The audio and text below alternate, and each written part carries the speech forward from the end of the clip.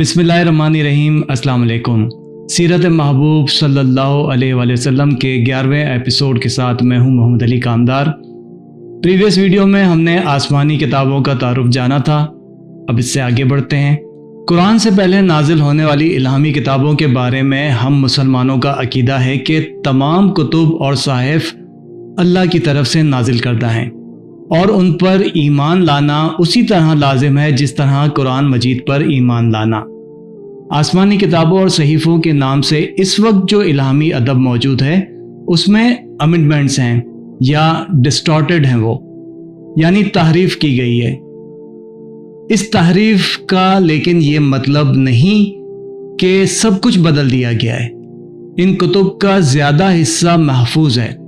इनका मुताला बताता है कि ये इल्हामी कलाम है। ये उसी तौहीद को बयान करती हैं, यानी ये जो इल्हामी किताबें हैं, कुरान के अलावा भी जो बाकी इल्हामी किताबें हैं, ये उसी तौहीद को बयान करती हैं जो अंबिया कराम अलैहिस्सलाम की असल दावत है। बाइबल की जितनी किताबें हैं जिसका अहदनामा कदीम या द ओल्ड टेस्टामेंट इसे यहूदी भी मानते हैं और अहदनामा जदीद द न्यू टेस्टामेंट इसे ईसाई भी मानते हैं। इनमें जो 4 इंजीलें हैं, अगरचे वो बहुत बाद में लिखी गई हैं, लेकिन सब जगह यही इकरार कराया गया है कि अल्लाह एक है। अच्छा, अब इसका तयन कैसे किया जाए कि क्या ये इल्हामी है? ये जो किताबें हैं, ये जो बाइबल है और बाकी तौरात, ज़बूर, इंजील जो इस बाइबल का ही हिस्सा हैं, क्या ये वाकई इल्हामी हैं? क्या ये तहरीफ शुदा हैं? हमें कैसे मालूम हो? इसके लिए कुरान मजीद एक फुरकान की सूरत में हमारे पास मौजूद है। नबी सल्लल्लाहु अलैहि वसल्लम के साथ इसकी निस्बत तवातुर से साबित है, जो किसी मतन की तारीखी हैसियत का तयन करने का सबसे बड़ा सबूत है। क्या मतलब है इसका? इसका मतलब ये है कि कुरान पाक जो हुजूर नबी अकरम सल्लल्लाहु अलैहि वसल्लम की ज़ात मुबारका के साथ इसकी निस्बत है और ये एक ऐसा हिस्टोरिकल एविडेंस है कि जो ये तयन करने में हमें मदद करता है, जिसमें कुरान की आयत और हुजूर नबी अकरम सल्लल्लाहु अलैहि वसल्लम के फरमुदात, इरशादात, इससे हमें मालूम होता है कि ये जो किताबें हैं ये इल्हामी हैं और इनमें तहरीफ या अमेंडमेंट्स कर दी गई है। इस वक्त इन किताबों के या इन कदीम इल्हामी किताबों या सहाइफ के तराजिम पाए जाते हैं। कोई भी किताब असली हालत में या असली ज़ुबान में मौजूद नहीं है। अच्छा, ये जो तर्जुमे हैं ये भी बहुत महारत के साथ किए गए हैं। मसीही या ईसाई हज़रत मसीह के दूसरे नाम ईसा को कबूल नहीं करते जो कुरान मजीद में आया है। वो ईसाई कहलवाना पसंद नहीं करते।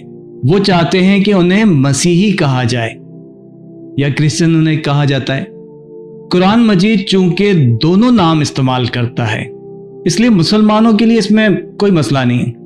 बाइबल के तराजिम में कहीं ईसा का नाम इस्तेमाल नहीं हुआ है। इनमें बहुत से अंबिया कराम के वो नाम हैं जो कुरान मजीद या मुस्लिम रिवायत में बयान किए जाते हैं।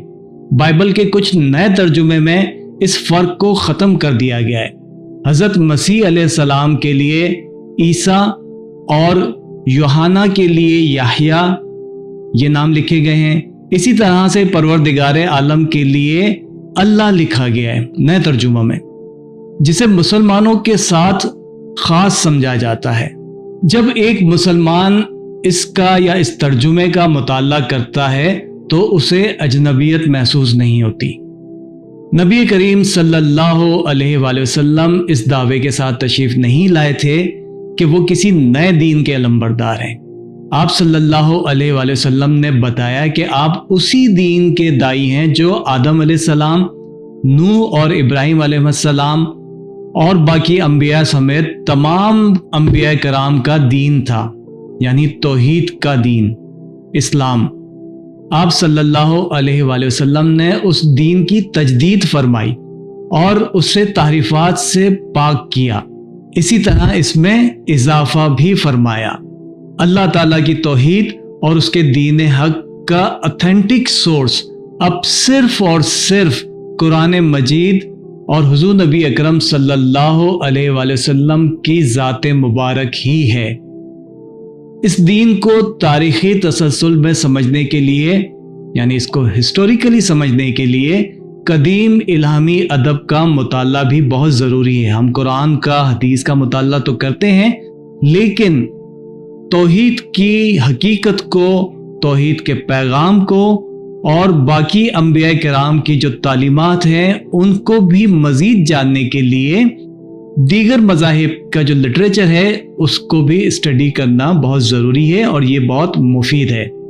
اس کے اندر وہ پاکیزگی اور اسلام کا جوہر ہے، باقی کتابوں میں بھی اسلام کا جوہر ہے، جو خبر دیتا ہے کہ انسانیت کبھی خدا کی ہدایت سے محروم نہیں رہی۔ خدا کی معرفت کے لیے اور دین کی سمجھ کے لیے شخصیات کی بہت اہمیت ہوتی ہے۔ انبیاء کرام علیہ السلام کی شخصیات کی پاکیزگی مذہب کی صداقت کا سب سے بڑا ثبوت ہے۔ اسی لیے قرآن مجید نے نبی اکرم صلی اللہ علیہ وآلہ وسلم کی حیات مبارکہ کو آپ صلی اللہ علیہ وآلہ وسلم کی رسالت کے لیے دلیل کے طور پر پیش کیا۔ حضور نبی کریم صلی اللہ علیہ وآلہ وسلم آخری نبی ہیں، یہ ہم سب جانتے بھی ہیں، ہمارا ایمان بھی ہے اور ہمارا عقیدہ بھی ہے۔ حضور اکرم صلی اللہ علیہ وآلہ وسلم نے اسلام کی تعلیمات جو دیں تو اس کی مزید رہنمائی کے لیے آپ صلی اللہ علیہ وآلہ وسلم نے فرمایا کہ میں تم میں 2 عظیم چیزیں چھوڑے جا رہا ہوں۔ ان میں سے پہلی اللہ کی کتاب یعنی قرآن مجید، فرمایا کہ جس میں ہدایت اور نور ہے، تو اللہ کی کتاب لے لو اور اسے مضبوطی سے تھام لو۔ اور پھر فرمایا ایک تو قرآن مجید، 2 چیزیں چھوڑے جا رہا ہوں، ایک قرآن مجید اور دوسری چیز فرمایا میری اہل بیت۔ قرآن اور نبی کریم صلی اللہ علیہ وآلہ وسلم کی آل قیامت تک کے لوگوں کے لیے ہدایت کا سرچشمہ ہے۔ اگلی ویڈیو میں ہم الہامی کتابوں کے بارے میں مزید معلومات حاصل کریں گے۔